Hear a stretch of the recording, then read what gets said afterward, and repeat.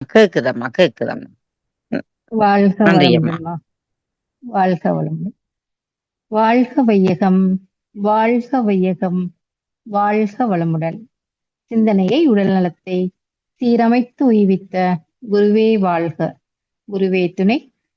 இணைப்பில் இணைந்துள்ள இருபால் மெய்யன்பர்களுக்கும் மற்றும் சிறப்பானதொரு துரியாதேவத்தை வழிநடத்திய நேசமலர் அம்மா அவர்களுக்கும் மற்றும் நிகழ்ச்சியை சிறப்பாக ஒருங்கிணைத்துக் கொண்டிருக்கும் சுகந்தி அம்மா அவர்களுக்கும் மற்றும் நிகழ்ச்சியை சிறப்பாக வழிநடத்திக் கொண்டிருக்கும் அனைத்து டென்மார்க் பேராசிரியர் பெருமக்களுக்கும் இனிய காலை வணக்கங்களும் வாழ்க வளமுடன் வாழ்த்துக்களையும் தெரிவித்து மகிழ்கின்றேன். வாழ்க வளமுடன். எவர் ஒருவர் குருவை மதித்து ஒழுகினாலும் தப்பாது குரு உயர்வு மதிப்போர் தம்மை தரத்தில் உயர்த்தி பிறவி பயனை நல்கும். வாழ்க வளமுடன். இன்னைக்கு சுவாமிஜி நம்மளுக்கு கொடுத்திருக்க தலைப்பு நிறைநிலையில் அமைதி. அந்த தலைப்புல நம்ம கொஞ்ச நேரம் சிந்திக்கலாம். வாழ்க்கைங்கிறது என்னன்னா வெறும் சுவாசிக்கிறது, ஜீரணிக்கிறது, கழிப்பது, சிந்திப்பது, உணர்வது, அறிவது, முடிவெடுப்பது போன்ற செயல்கள் மட்டும்தான் இல்ல. மிக உயர்ந்த லட்சியம் ஒண்ணு அடைவதற்காகத்தான் இந்த பிறகு நம்மளுக்கு கிடைச்சிருக்கு. அது என்றென்றைக்கும் அமைதியையும் ஆனந்தத்தையும் அளிக்கும் ஒரு தெய்வீக நிலையை பெறுவதுதான் இந்த பிறப்போட முக்கியம். அப்ப அமைதிக்கு ஒளிமயமான வாழ்க்கைக்கு என்ன வேணும்னா முதல்ல நற்குணங்கள் தான் நம்மளுக்கு வேணும். அப்ப இந்த நற்குணங்கள் மூலமா தான் நம்ம அமைதியை பெற முடியும். நல்வாழ்க்கையே தெய்வீக நிலைக்கு நம்மை அழைத்து செல்றது நேர்மையான வாழ்க்கையே கடவுள் சாட்சிக்கான பாதைதான். அப்ப நீதி நெறியோட வாழ முயலணும், நல்லதையே நினைத்து நல்லதையே பேசி நல்லதையே செய்யணும். வாழ்க்கையில் ஏற்படுற ஒவ்வொரு கஷ்டங்களையும் சோதனைகளையும் தைரியமா எதிர்கொள்ளணும். மனிதனாக செயல்பட வேணும், சுய கட்டுப்பாட்டை வளர்க்கணும், அறுகுணங்களை சீரமைக்கணும், பஞ்சேந்திரியங்களை அளவோடையும் முறையோடையும் செயல்படுத்தணும். இவைதான் உண்மையான சாகச செயல் இந்த நிறைநிலையில அமைதி ஏற்படுத்துறதுக்கு. அப்ப வாழ்நாள் மிகவும் நம்மளுக்குன்னா சிறியதுதான், காலம் கழிந்து கொண்டேதான் இருக்குது. நாம் அழிவற்ற ஆன்மா என்பதையும் வாழ்க்கையில உண்மையான நோக்கத்தையும் ஒரு நாளும் மறவாம ஆன்ம ஞானத்தை நம்ம பெறும் வரைக்கும் ஓயாம செயல்படணும். அப்ப காமம், பேராசை, அகங்காரம் அனைத்தையும் விட்டு அமைதி, ஆனந்த நிறைந்த நம்முடைய உண்மையான வீட்டை அடைய நாம முயற்சி செய்யணும். அப்ப பொதுவாக இளமை காலங்கள் என்ன பண்ணுவோம்? இளமை துடிப்பு காரணமாக எதையும் அவசரப்பட்டு செய்ய தோணும். அவசர நிலையில் அல்லது உணர்ச்சி வயப்பட்ட நிலையில் அறம் செய்ய தோணாது இல்லையா? அப்படியே செய்தாலும் அது சரியான அறமா இருக்காது. அமைதியான சூழ்நிலையில தான் நல்லெண்ண எண்ணவும் நல்லெண்ண செய்யவும் நம்மளுக்கு தோணும். அப்ப அற வாழ்க்கை வாழ்வதுதான் ஆன்மீகம். அப்ப அறத்தினை செய்வதற்கு காலம் நேரம் பார்க்க வேண்டிய அவசியம் இல்லை.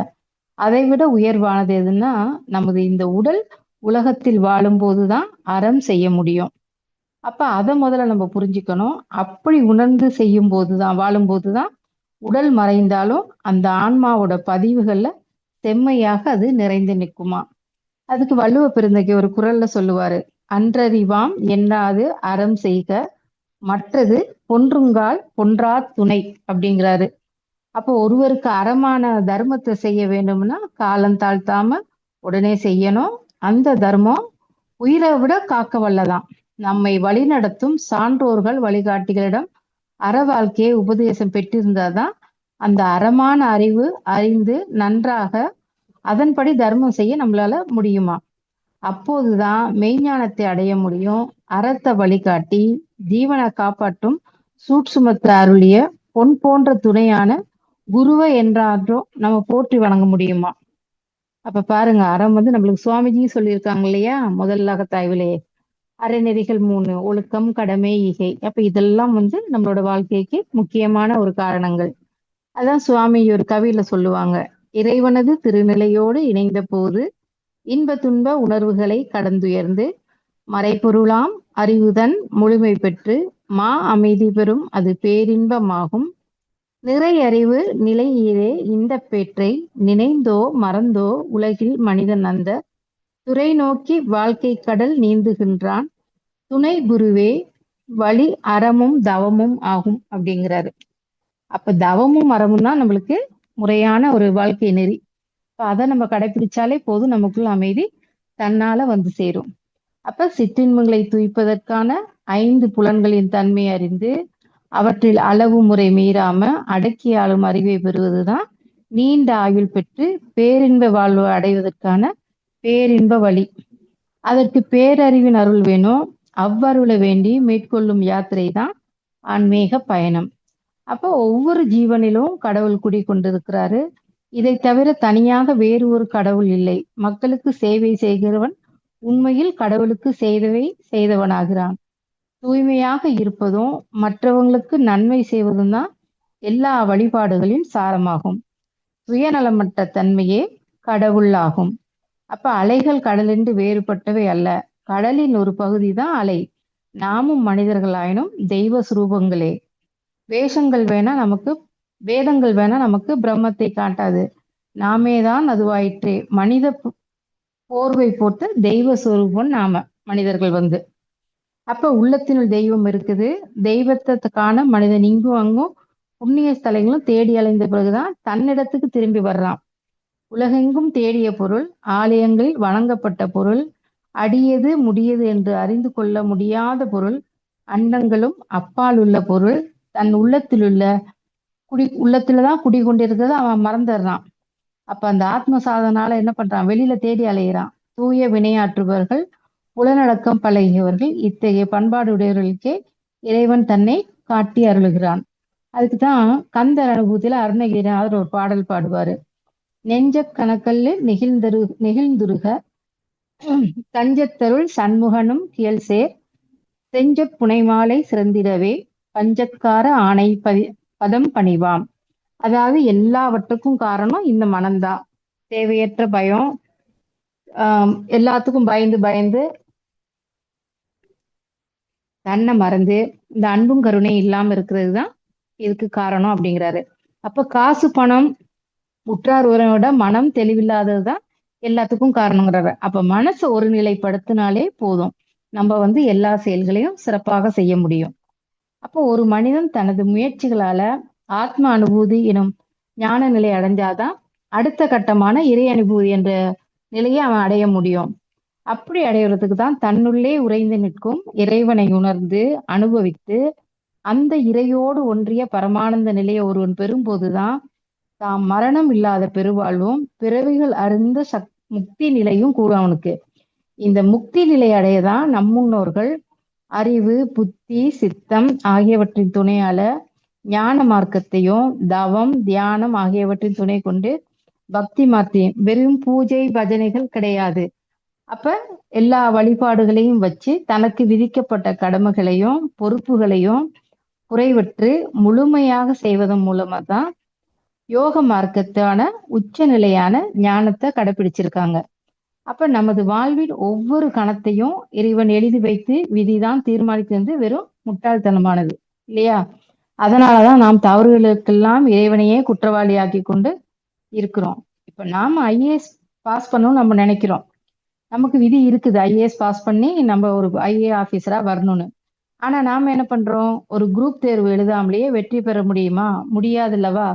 நாம் பல பிறவிகள் செய்த முன்வினைகள் இப்பிறவில் அது செய்தவரை தன் வினைகள் இவை இரண்டும் சேர்ந்து எதிர்காலத்தில் நாம் செய்யும் செயலின் வினையோடு சேர்ந்துவிடும்.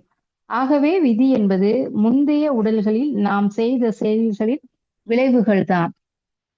அப்ப காத்திருக்கின்ற எச்சங்களாகவும் விளைவுக்காக காத்திருக்கும் விதைகளாகவும் தான் இப்போ நாம இதை விதைத்தவரான நாம் அடுத்த உடலிலிருந்து மரணத்தால் விடுபட்டு விட்டோம் என்றாலும் அந்த விளைவுகள் உறங்காமல் காத்து கொண்டுதான் இருக்கும். அந்த வினைகள் தான் இந்த உடலை காரண சரீரமாக அமைச்சுக்கிட்டு அதன் மேல் சூக்கும சரீரம், சூழ சரீரம் என்று கட்டுகிறது. அப்ப ஆன்மீகம் என்பது என்ன? நம்முடைய ஆன்மாவை உணர்ந்து வாழ்வது மட்டுமின்றி பிற ஆன்மாக்களையும் சமமாக பாவித்து மதித்து வணங்கணும். தன்னை அறிந்து விட்டால் பிற ஆன்மாவின் நிலையை நம்மால் உணர முடியும். இந்த பிரபஞ்சமானது நம்முடைய பிறவி கணக்கை தீர்ப்பதற்கு தான் முடிவு செய்து விட்டால் இந்த பிறவிலேயே தனக்கு தன்னை உணர் வாய்ப்பு கிடைத்துவிடும். அப்படி பயணிக்கும் போதுதான் வாழ்வில் அடுக்கடுக்கான சோதனைகள் உண்டாகும். கர்ம வினைகளே இல்லைன்னா இங்கு நாம எந்த உயிருமே பிறக்க வேண்டிய அவசியம் கிடையாது. அதுதான் உண்மை. அப்ப புல், பூண்டு, செடி, கொடி, மரம் என அனைத்துமே கர்ம வினையின் படைப்புகள் தான். அப்படி கர்ம வினையால் பிறந்து வந்த உயிர்களில் சில வகையானது இயற்கையோடு ஒன்றி அறத்தை பற்றி வாழ்ந்து பிறவி வரத்தை அடைந்து விடுகிறது. பல உயிர்கள் மீண்டும் மீண்டும் இங்கே வினையை உற்பத்தி செய்து கொண்டு பிறவி சாக்கடையில் மூழ்கி இருக்கின்றது. இங்கு எண்ணற்ற பிறவிகள் எடுக்கின்ற எல்லா உயிர்களும் நிறைவாக மனித பிறவியை அடைந்த பின்புதான் பிறவி பிணி நீங்குவதற்கான வழியும் வாய்ப்பும் இந்த பேரறிவான பிரபஞ்சத்துல நிர்ணயிக்கப்படுது இல்லையா? அப்ப அதுதான் உண்மை. அதனாலதான் மனித பிறவி மாண்புடையதாக கூறப்படுது. அப்ப இறைநிலையை தன்னுள் உணரும் அற்புதமான பிறவிதான் இந்த மனித பிறவி. அதான் பொய்யுடலில் மெய்யை உணர்ந்து தான் ஞான வாழ்க்கை. இந்த ஞான பாதை என்பது நெருப்பின் மீது நடப்பது என்பதை உணர்ந்து அறவாழ்வை வாழ வேண்டும். இந்த பாதை கருவிலேயே நம்மளுக்கு முடிவு செய்யப்பட்டது. அதுக்குதான் ஒரு பைபிள்ல ஒரு வசனம் இருக்கு. நீ உன் தாயின் கர்ப்பத்தில் இருக்கும் போதே பிதாவால் தீர்மானிக்கப்படுகிறாய். அப்ப நம்ம என்னவாக வரணுங்கிறத நம்ம தாயோட கருவுல இருக்கும் போதே நம்ம தீர்மானிக்கப்படுகிறோம் இல்லையா? மேலும் குரு மகானின் வழிகாட்டுதல் படி வாழ்வியலை புரிந்து வாழணும். இங்கு யார் என்ன எதை சொன்னாலும் நம்முடைய அறிவால் சிந்தித்து செயல்படணும். அப்படி நாம பயணிக்கும் போதுதான் பிற ஆன்மாக்களிடம் பேதம் பார்க்க மாட்டோம். தாம் கொண்ட கடமைகளை சிறப்பாக செய்வோம். பிறர் நலம் பேணும் தொண்டு ஒன்றே நம்முடைய ஆன்மாவை அதை சேர்க்கும் என்பதை உணர்ந்து வாழ்வோம். அறம் நம்முள் ஓங்கி வளரும் போது நினைத்த காரியம் எல்லாம் நடக்கும் நம்மளுக்கு. அப்ப இந்த தொண்டே தொழுகை தன்னையும் சமுதாயத்தையும் தூய்மையாக்கி உயர்த்தும் தொண்டினால்தான் பெரும் இன்பமே நிறைவானதொன்றாகும். அப்ப தொண்டு செய்வதன் தெரிந்தாலும் அது அறியாவிட்டாலும் அவன் தெய்வத்தின் தொண்டனே ஆவான். ஆறுயிர்க்கும் செய்யும் தொண்டு ஆண்டவனுக்கு செய்யும் தொண்டாகும். நடமாடும் தெய்வங்களாக மக்களையும் பிற உயிர்களையும் நாம் வழிபட வேண்டும். மனிதன் தொண்டு செய்ய பிறந்தவன். தொண்டு செய்து கடவுளை அடைதற் பொருட்டே நமக்கு இந்த மனித உடல் தரப்பட்டுள்ளது. அப்ப சேவை செய்வதில் மேலோங்க வேணும். அன்பு செய்வதில் மனம் விரியணும். ஞானத்தில் முன்னேற முயற்சி செய்ய வேணும். முயற்சி செய்து கொண்டே இருக்கணும். சேவை செய்வதற்கான வாய்ப்புகளை நாமே உருவாக்கி கொள்ள வேண்டும். நாள்தோறும் புதிதாக எதையோடும் கற்றுக்கொண்டே இருக்கணும். சாதனையே பெருக்கிக் கொள்ள வேணும். ஆன்மீக பாதையில் விடாமுயற்சி முன்னேற வேண்டும். அதுக்குதான் பைபிள்ல ஒரு வசனம் இருக்கு. அனைத்தும் நானே என்கிறது பகவத்கீதை. எனது தந்தையும் நானும் ஒன்றே என்கிறது பைபிள். சிவமே சிவனாகிறது என்கிறது சைவ சித்தாந்தம். அறிவேதான் தெய்வமாங்கிறாரு தாயுமானவர். அறிவேதான் நான் என்கிறாரு ரமணர். அப்ப ஐயப்படாத அகத்துணர்வானை தெய்வத்தோடு ஒப்பக்கொள்ளல் என்கிறது திருவள்ளுவ பெருந்தகை. அப்ப எல்லாம் அறிந்த அறிவை ஞானனில் எல்லாம் அறிந்த இறையனலாமைங்கிறாரு திருமூல தெய்வம். மகரிஷி என்ன சொல்றாங்க? நம்ம குரு மகான் அவனில் தான் நீ உன்னில் அவன், அவன் யார் நீ யார் பிரிவேது அப்படிங்கிறாரு. அப்ப மகரிஷி எல்லாத்தையும் கடந்து எல்லாத்தையும் சேர்த்து வச்சு நம்மளுக்கு சொல்றாரு இல்லையா? அப்ப இதுக்கு ஒரு சின்ன கதை பார்க்கலாம். ஒரு முறை ஒரு விவசாயி கடவுள்கிட்ட சண்டை போடுறானாம். கடுமையான தர்க்கம் பண்றாராம். நீ டைமுக்கு மழையை கொடுத்துட்ற, விவசாயிகளோட கஷ்டத்தை புரிஞ்ச மாட்டேங்கிற, மழையை அனுப்பிடுற, மழை பயிரெல்லாம் வீணா போயிருது, எதுவுமே சரியா நடக்க மாட்டேங்குது அப்படின்ட்டு அந்த விவசாயி கடவுள்கிட்ட சண்டை போடுறாராம். அப்ப சண்டை போடும்போது கடவுள் என்ன சொல்றாராம்? சரி, இனிமே நான் எதுவுமே செய்யல, நீ எல்லாமே செய்யி, நான் பாத்துக்கிறேன் என்ன நடக்குது அப்படின்ட்டு. அப்ப விவசாயி என்ன பண்ணானா, சரி நான் எல்லாமே இந்த பொறுப்பெல்லாம் இயற்கையோட பொறுப்பெல்லாம் என் கையில கொடுத்துரு, நான் பாத்துக்கிறேன் அப்படின்னு சொல்லிட்டு விவசாயி எல்லாத்தையும் வாங்குறாராம். உடனே விவசாயம் என்ன பண்றாராம்? மழையை பார்த்து மழையே பெய் அப்படிங்கிறாராம். மழை உடனே பெஞ்சிருதான். உடனே விதையை தூவிட்டு, விதையை நான் இப்ப எல்லாம் தூவிட்டேன், எல்லாமே முளைச்சிருங்க அப்படின்ட்டு விதையை தூவுறாராம். அப்ப விதையை தூவணும்னு எல்லாம் முளைச்சு பயிர்லாம் நல்லா தளன்னு வளர்ந்துருச்சான். பச்சை பசேல்னு பார்க்கவே அந்த வயல் ரொம்ப ரம்மியமா இருந்துச்சான். அப்ப அறுவடை காலமும் வந்துருச்சான். அப்ப கதிரெல்லாம் அறுக்கணும் இல்லையா? அப்ப எல்லாம் கதிரெல்லாம் போயிட்டு என்ன பண்ணாராம்? ஆள் வச்சு இவரே எல்லா கதிரெல்லாம் அறுத்துட்டாராம். அறுத்து எல்லாம் கொண்டு போட்டுட்டு, சரி தானியத்தை நம்ம எடுக்கலாம் அப்படின்னு பார்த்தா எல்லா கதிரும் நல்லா செழிச்சு வளர்ந்துருக்குதான். ஆனா எந்த கதிர்லயுமே எந்த ஒரு தானியமும் அங்க இல்லையாம். ஒன்னொன்னா கட் பண்ணி பாக்குறாராம். ஒரு இதுலயுமே தானியம் கிடையாதான். எல்லாம் நல்லா வளர்ந்து பச்சை பசேல்னு தான். அப்போ விவசாயிக்கு கோபம் வந்துருச்சான். என்னது எனக்கு இப்படி வந்துருச்சு, என்ன இப்படி பண்ணிட்டீங்களே அப்படின்ட்டு ரொம்ப அழுகையும் ஆத்திரம் வந்து திருப்பி போய் கடவுளை கூப்பிட்டு, ஏன் கடவுளை என்ன இப்படி ஏமாத்தின? காத்து மழை எல்லாம் கேட்டேன், எல்லாத்தையும் எனக்கு கொடுத்த, நான் என்னோட கண்ட்ரோல்ல வச்சிருந்தேன். அது எல்லாம் வச்சு நான் பயிர் பண்ணிட்டேன். ஆனா எதுக்குமே எதுவும் வரல. எல்லாமே வெறும் தானியம் இல்லாம வெறும் கதிர் மட்டும் நிக்குது அப்படின்னு சொல்லிட்டு அந்த கடவுள்கிட்ட சண்டை போடும்போது, கடவுள் அமைதியா புன்னகைச்சுட்டு என்ன சொன்னாராம், இயற்கையை உன் கட்டுப்பாட்டுல கொண்டு வர நினைச்சது கரெக்ட் தான். காத்து பலமா அடிக்கும்போது தானே அந்த கதிர்கள் போயிட்டு பூமியை நோக்கி வந்து விழுகும். நீ வந்து காத்த உன் கண்ட்ரோல் வச்சா காத்தே அடினோன்னு அது காத்து மட்டும் அடிச்சிச்சு, மழையே பெய்யணும்னு மழை மட்டும் அது பெஞ்சிச்சு. அப்ப நீ என்ன சொல்றியோ அந்த கட்டுப்பாட்டுல தான் அது இருந்துச்சு. அது எதுவுமே பூமியை நோக்கி போகல. ஆனா நான் அப்படி கிடையாது. நான் எல்லாமே எல்லாருக்கும் எந்தெந்த நேரத்துல எதை கொடுக்கணுங்கிறது நான் கொடுத்துருவேன். அப்படி கொடுக்கும்போது அது என்ன பண்ணுச்சு, அந்த பயிர்கள் வந்து அந்த நல்லா வளர்ந்து பூமியை நோக்கி அப்படி காத்து அடிச்சோன்னா அந்த மண்ணுல போயிட்டு ஒரு மோதி திருப்பி தன்னோட இயற்கை நிலைக்கு அது வரும். அப்படி அது மண்ணுல மோதி மோதி வரும்போது அந்த மண்ணோட அன்பு வந்து அதுக்கு கிடைக்கும். அப்ப அந்த மண்ணோட அன்பும் கருணையும் கிடைக்கும்போது அந்த பயிர்களுக்குள்ள முற்றிய அந்த கதிருக்குள்ள தானியங்கள்லாம் வளர ஆரம்பிக்கும். அப்ப இந்த தானியத்துக்கு ஏத்த மாதிரி உரமெல்லாம் அங்க கிடைக்க ஆரம்பிக்கும். அப்படி கிடைக்கும்போது அந்த தானியங்கள்லாம் கரெக்டா அந்த அந்த டைம்ல எல்லாம் பயிர் வந்து நல்லா வளர்ந்துரும். அதுக்கப்புறம் அறுவடை காலத்துல வரும்போது அது எல்லாரும் அறுவடை பண்ணுவாங்க. அப்ப அது வந்து கரெக்டா அந்த பயிர் வந்துரும். இப்படிதான் நான் இவ்வளவு நாள் செஞ்சுக்கிட்டு இருந்தேன். நீ வந்து எல்லாம் உன் கண்ட்ரோல்ல வரணும், உனக்குள்ள வரணும்னு நினைச்சு பாத்தியா, அதுதான் தப்பானது அப்படின்னு கடவுள் புரிய வச்சாராம். அப்ப விவசாயி என்ன பண்ணானா, சரி என்னோட தவறுதான், இனிமே நான் வரமாட்டேன், இந்த போராட்டத்துக்கு இனிமே வரமாட்டேன், நீயே பாத்துக்கோ கடவுளே அப்படின்னு சொல்லிட்டு கடவுள்கிட்ட ஒப்படைச்சிட்டானா. நம்மளும் இன்னைக்கு அப்படிதான் செய்யறோம் இல்லையா? எல்லாமே இறைநிலை நம்மளுக்கு கொடுத்துட்டு இருக்குது. எல்லாமே நம்மளுக்கு தீர்மானிக்கப்பட்டதுதான். நம்ம வரத்துக்கு முன்னே நம்மளுக்கு வாழக்கூடிய வீடு வசதி எல்லாமே நம்மளுக்குள்ள. எதையுமே நம்ம கேட்டு நம்ம பெறல. நம்மளோட அப்பா அம்மா கொண்டு எதுவுமே நம்ம கேட்டு வரல. இவங்களுக்கு பிள்ளையா நம்ம பிறந்திருக்கோங்கிறது இறைவனோட நியதி. அப்படிதான் நம்ம இந்த பூமிக்கு வந்திருக்கோம். இவங்களுக்கு வாழ்க்கை துணையா வாழணுங்கிறது அதுவும் அவனோட கட்டளை தான். எல்லாமே நம்மளுக்கு தீர்மானிக்கப்பட்டிருக்கு. நம்மளுக்கு இத்தனை குழந்தைகள், அந்த குழந்தை நாளைக்கு இப்படி வளர போகுது, இப்படி ஒரு படிப்பு படிக்க போகுது, அதோட எதிர்காலம் எல்லாமே அங்க இயற்கையில இருந்து தீர்மானிக்கப்பட்டு இறைவனால் நம்ம கொடுக்கப்பட்டதுதான் நம்ம இன்னைக்கு அனுபவிச்சுக்கிட்டு இருக்கோம். ஆனா நம்மளுக்குள்ள என்ன ஒரு தன்முனைப்பு இருக்குது, நாம தான் எல்லாம் செய்யறோம், நம்ம கிட்ட தான் எல்லாமே இருக்குது அப்படிங்கிற ஒரு தன்முனைப்பு தான் நம்ம கிட்ட மேலோங்கி நிக்குது. அப்ப அந்த தன்முனைப்பு காரணமாக என்ன வருது, நமக்குள்ள இருக்க அமைதியை வந்து நம்ம இழந்துடுறோம். அப்ப எல்லாமே நிறைவாகிறதுக்கு தான் நம்மளுக்கு வந்து சுவாமிஜி வந்து பயிற்சிகள்லாம் கொடுத்திருக்காங்க. அதாவது நம்மளுடைய தொடர்ந்து சாதனையின் முன்னேற்றத்தில் வந்து முதல் நிலையாக என்ன நம்ம பண்ணோம்னா, மன தூய்மையை வந்து நம்ம சித்தி அடையணும். மனசை எந்த அளவுக்கு தவம் பண்ணி தவம் பண்ணி தவத்துல ஆழ்ந்து ஆழ்ந்து போய் முதல்ல வந்து மன தூய்மையை வந்து சித்தி அடையணும். ரெண்டாவது நிலையாக மனதை ஒருமுகப்படுத்தணும். அப்பதான் நம்மளோட ஆற்றல் வந்து மிக பெரும் அளவில் வளர்ச்சி அடையும். அந்த நல்ல தவம் பண்ணி அகத்தாய்வு பண்ணி அதெல்லாம் செய்யும் போது வந்து மனம் வந்து ஒருமுகப்படும். அப்புறம் இடையில மூன்றாம் நிலையாக என்ன பண்றோம், ஆழ்ந்த தியானம் போறோம். ஆழ்நிலை தியானம், மௌனம் இதெல்லாம் நம்ம கடைபிடிக்கிறோம் இல்லையா? இப்ப எல்லாம் நம்மளுக்கு மௌன காலங்கள் நிறைய மன்றங்கள்ல நடக்குது, நம்மளுக்கு ஆன்லைன்லயே நடந்துட்டு இருக்குது. அதெல்லாம் நம்ம கொஞ்சம் ஃபாலோ பண்ணணும். அப்ப அந்த ஆழ்ந்த மௌன நிலையில போகும்போது நமக்குள்ள ஒரு மன அமைதி தன்னால அங்க கிடைக்குது. நான்காம் நிலையாக நமது உள்ளொலியை பெருக்கிக்கிறோம். இதையெல்லாம் செய்ய செய்ய நமக்குள்ள அந்த ஜீவகாந்த பெருக்கம் வருது இல்லையா?